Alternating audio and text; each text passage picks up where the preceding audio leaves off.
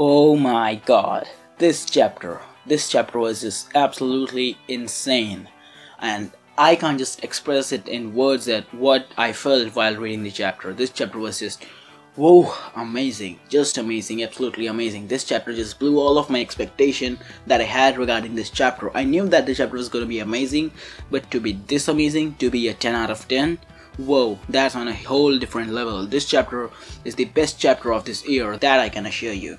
So we start off by the cover page where we see Buggy and Shanks playing the cards, but Oda not only showed those both to us, but he also showed us Roger, really, a swordsman who's apparently having 3 swords, or I don't know that what that is. Is that a robe or is that the swords? I don't know. And then there is an alligator. So Roger also had a diverse crew just as Straw Hat. Well, Luffy has Chopper, Brook and Frankie, and he has an alligator. Well, that makes sense. And then we get to the first page where Luffy isn't just waking up, he is just totally asleep and he isn't aware that what's going on, how much time there is left, and Jinbe is slapping him that wake up Luffy, and fishman slaps he's giving to Luffy, and then everyone says that how to wake him up, what in the world am I supposed to do? And it made me feel like that, what you doing bro? Sanji is gonna get killed. If you don't do anything, he's just gonna die along with all of the Vinsmokes. So what are you doing? Just wake up already, bro. And then Nami suggests that he won't wake up for anything except meat. And then Chopper says, go and bring some meat already. And then the henchman of Capone brings the meat and then Luffy wakes up. And then we get to the scene with Pudding and Sanji. And Sanji and Pudding are brought to the altar via Zeus. And you know that what altar is? Well, I'll get to that later. I really like the moment where she is still conspiring against Sanji. And then we see Sanji like, oh, I'm gonna get married, and then he thinks, oh no, I just gotta wake up or else I'm gonna die. And Big Mom's underlings are singing a song and the head chef is also singing a song, and then he orders the cake to come up, and the cake is a huge ass cake as tall as 3 floors or so, and on top of the cake there is the altar where Pudding and Sanji are gonna stand.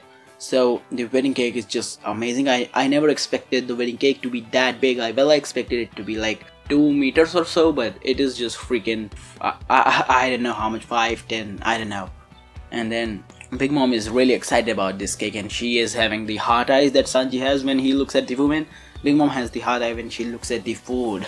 So that's something interesting. And we also get to see many of the guests, and many of the guests whom we don't know who they are, we also get to see those of the guests. And then Stacy says that Pudding looks so pretty, she reminds me of myself when I was at the young age. And then Dufel says how many years was that.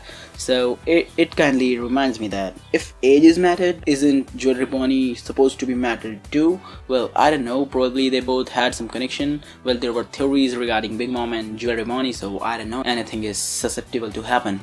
And then Big Mom is just thinking, I'm sorry Vinsmokes, but it just gotta kill you. And one of the Big Mom's pirates says to Vinsmoke that you all might sit on this table right in the middle of everyone so that everyone can easily shoot you or something. And Vinsmokes apparently aren't aware about anything, and I will get to that in a couple of moments. Well, only Reiju seemed concerned, and then both of Sanji and Pudding are on the altar, and then the priest or the father is doing all kind of necessary things that are needed to be done during a wedding, and Pudding and Sanji are taking the vows. And they say that I would be together with you till the death separates us. So this is very ironic, where Pudding is gonna kill Sanji and then Sanji is gonna be dead. That would be the moment where Sanji and Pudding get separated, and I don't know that what's up to that. And this thing also reminded me of, is Sanji and Pudding married? And by listening to the vows and to the moment where they're gonna get kissed, well, it makes me wonder, are Pudding and Sanji technically married? Well, I also have seen Sour 7 Mage's review, and in that review he also said the same thing, so it makes me wonder, are they technically married? Well, if they kiss, they're gonna get married no matter what, because all of the vows and all of the formalities have been taken care of. So I don't know if the kiss is the only thing that is remaining to get both of them married or not. Well, I'm not sure about that. And we also get to see Capone where he's saying, oh no, oh shit, we're gonna get fucked, he's seeing the future. Katakuri sees that what's gonna happen with Pudding, and Pudding is just on her knees and she's crying. And then Katakuri thinks that, what's the matter Pudding, why you falling down? And we know that what has happened because we have read the chapter, and I also knew about it because I read the spoilers too, but For those of you who don't read the spoilers and read this chapter for the first time, you might be thinking that what has happened? Did Sanji kick her on her abdomen or something? But no, Sanji isn't of that type, and what made her do that is when Pudding shows Sanji her third eye, Sanji says that the third eye is just so beautiful, and Pudding starts crying. That what did you just say? And then she thinks that no one has ever called this eye beautiful, but they all have called this eye deadly or something terrible or something. Even Big Mom said that you're my child, but you sure are creepy, grow some bangs, Pudding. So Pudding used her hairs to cover up her eye, and Pudding isn't the only one to cover up her eyes with her hairs. We know another person, and that another person is Sanji. Sanji also covers one of his eyes with the hairs, and so does Pudding. So does this make any kind of sense? Well, they both might be married, and they both might marry, and then they both might join the Straw Hat crew. Well, it makes me wonder that what role would Pudding play? Well, if you guys wanna get into that, check this video of mine. You might be seeing the annotation on your screen, on the top right of your screen. So in that I explain that why Pudding could be the Straw Hat and what role might she be playing, and this chapter just gave me a huge ton of evidence, and I just can't believe that this chapter was that good. And also, Pudding had some kind of relation with Lola. So was Lola the only one who didn't thought of Pudding as evil?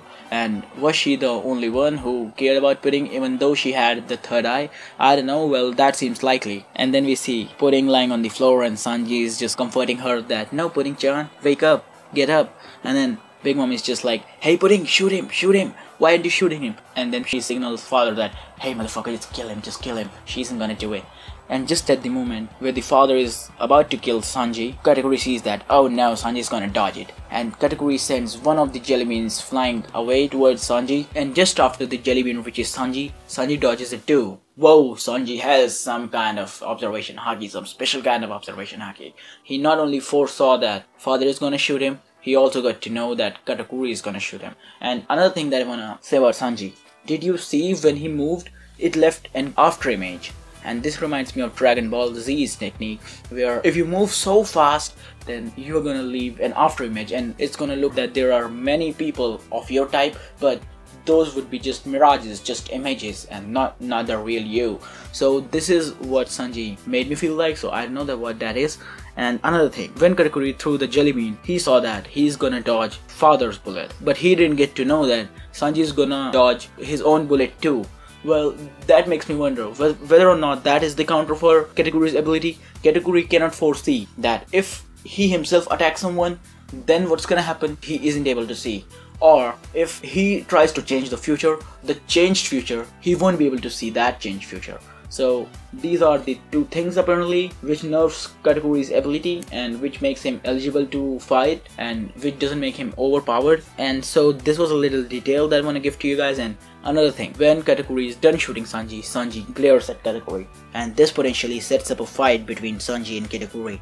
I predicted it since I don't know when, but it has been like three weeks. When Katakuri was first introduced, I just predicted it, that Jinbe, Judge, and Sanji are gonna fight Katakuri. Damn sure about it. You just write it on a piece of paper, I can just assure you that these three people are gonna fight Katakuri. Damn sure. And due to father's gunshot, Luffy gets to know that a shot is fired, and then he is aware that this is the time when I make my grand entrance. And that great entrance was just absolutely amazing. And before going to the grand entrance, I just want to talk about Vinsmokes first. Vinsmokes are shocked. Why? What the fuck, bro? You're Judge. You're one of the greatest scientists.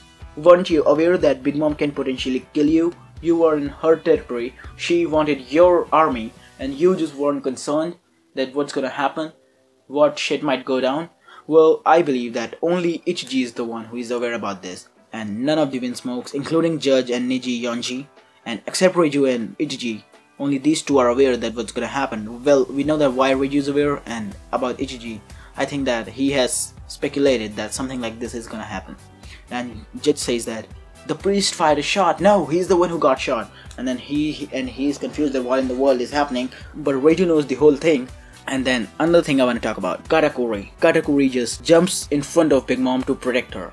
Well, why to protect a Yonko? No one can touch a Yonko without any kind of measures. Then why, just fucking why, Katakuri is concerned about her?